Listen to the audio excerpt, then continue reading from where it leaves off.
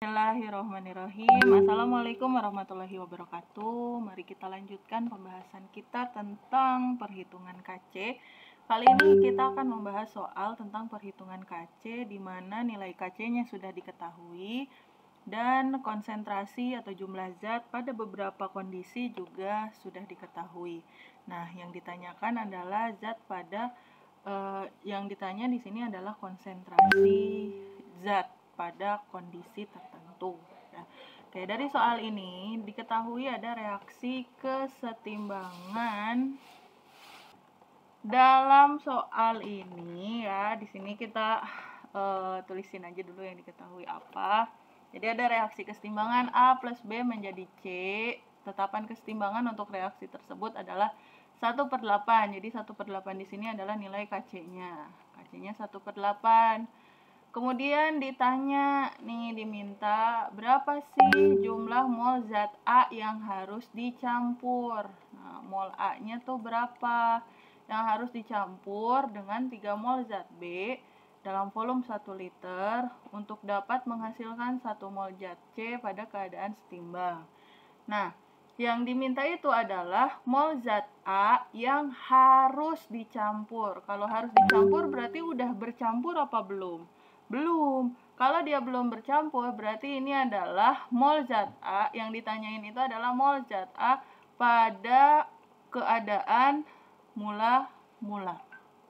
Karena belum dicampur.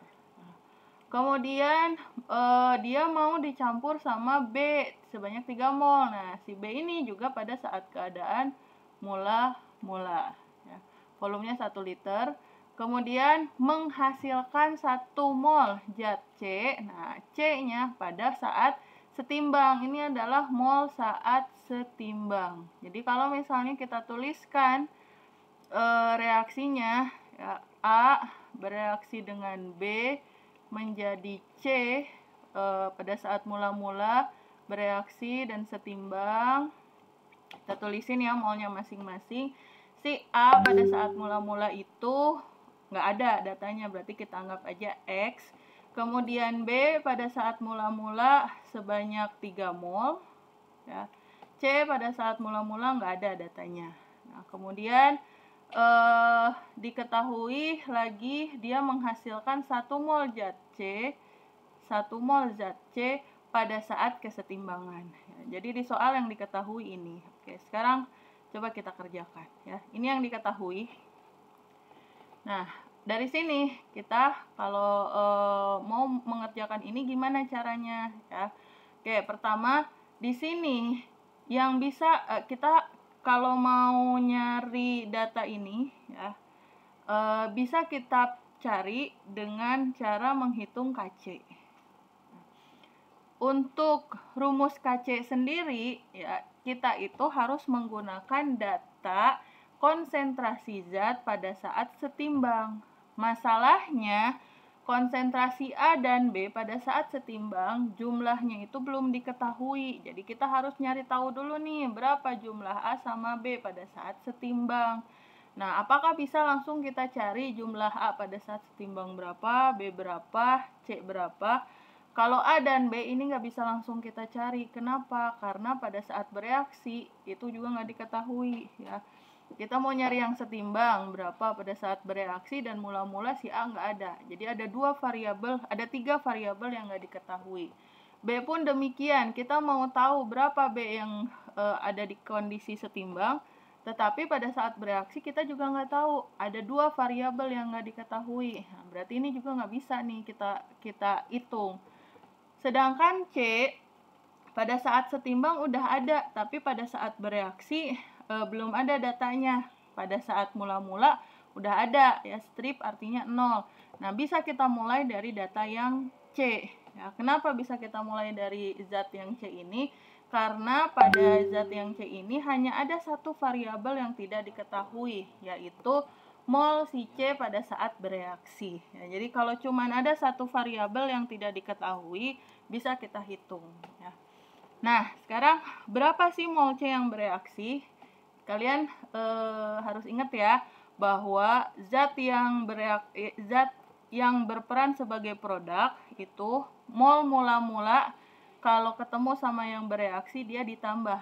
Ya, jadi untuk mendapatkan mol pada saat setimbang, mula-mula ditambah yang bereaksi. Kalau yang di ruas kiri, mula-mula dikurangi yang bereaksi.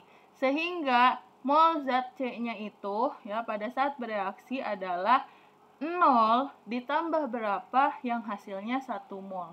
Ya. Nah, 0 tambah berapa yang hasilnya 1 mol? Ya, 1 mol. Kan 0 tambah 1, 1. Nah, sehingga kita bisa tahu nih berapa mol C pada saat bereaksi.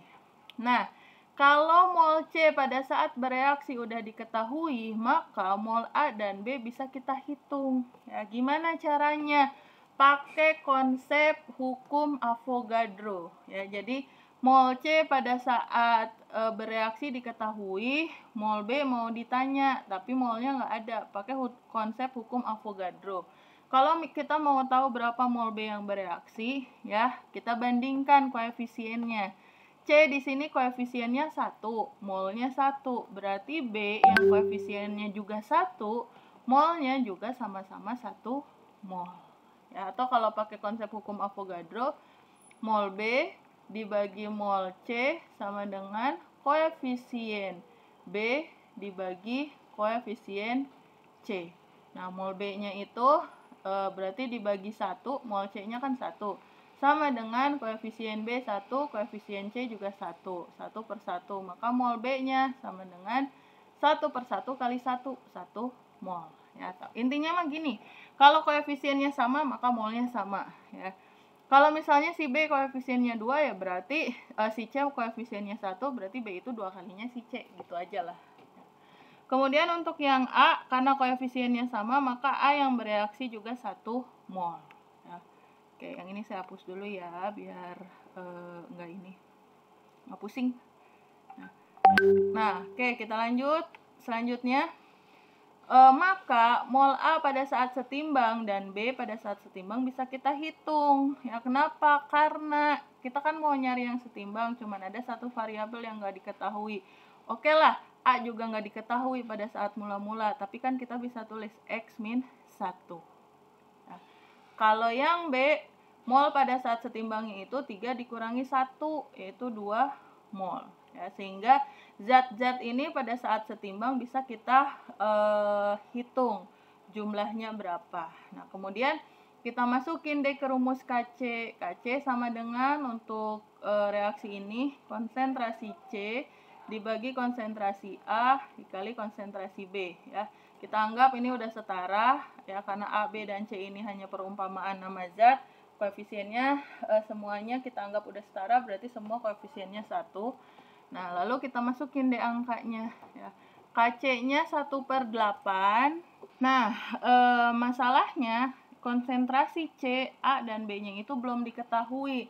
Maka kita harus ngitung nih konsentrasinya berapa. Nah, mau menghitung konsentrasi A, B, dan C yang setimbang itu berapa, pakai rumus molaritas. Molaritas itu kan rumusnya molaritas sama dengan mol dibagi volume. Nah, ini kan molnya udah ada semua. Ya udah tinggal kita bagi aja sama volumenya. Volumenya berapa? 1 liter kan? Ya, ini volume larutannya 1 liter, berarti semuanya dibagi 1 liter. Berarti untuk yang A konsentrasinya X min 1 molar, yang ini 2 molar, yang ini 1 molar. Kita masukin deh ke sini. Konsentrasi C-nya 1, A-nya X min 1, B-nya 2. Ya. Berarti bisa kita kali silang ya, yang di bawah jadi ke atas, yang di atas jadi ke bawah. Jadi yang ini pindah ke kiri ya, karena ini kan operasinya itu perkalian dan pembagian ya, bukan jumlah kurang. Yang ini kita pindahin ke kanan menjadi yang 2-nya kita tinggalin aja di sini ya. Jadi yang pindah cuman yang ini aja. X min 1 sama dengan 8-nya pindah 8, 2-nya tetap di bawah 8/2. Sehingga X min 1 sama dengan 8 bagi 2 itu 4 ya. Maka X min 1 sama dengan 4, ya saya tulis ulang, berarti X sama dengan 4, satunya pindah ruas jadi plus, karena ini operasinya penjumlahan dan pengurangan, ya, maka X-nya itu sama dengan 5. Ya. X ini adalah X ini nih, X di sini menyatakan mol si A pada saat mula-mula. Berarti jumlah A pada saat mula-mula ya adalah sebesar 5 mol. Ya. Demikian ya. Oke, jadi sudah ya, kita bisa mendapatkan nilai jumlah mol zat A pada saat mula-mula karena nilai X-nya sudah diketahui dan X itu merupakan menunjukkan jumlah si mol A pada saat kondisi atau keadaan mula-mula ya. Oke, baik, terima kasih. Demikian penjelasan saya tentang contoh soal perhitungan KC. Mudah-mudahan bisa membuka pemahaman kalian dalam menghitung KC di soal-soal tentang reaksi kesetimbangan. Terima kasih. Assalamualaikum warahmatullahi wabarakatuh.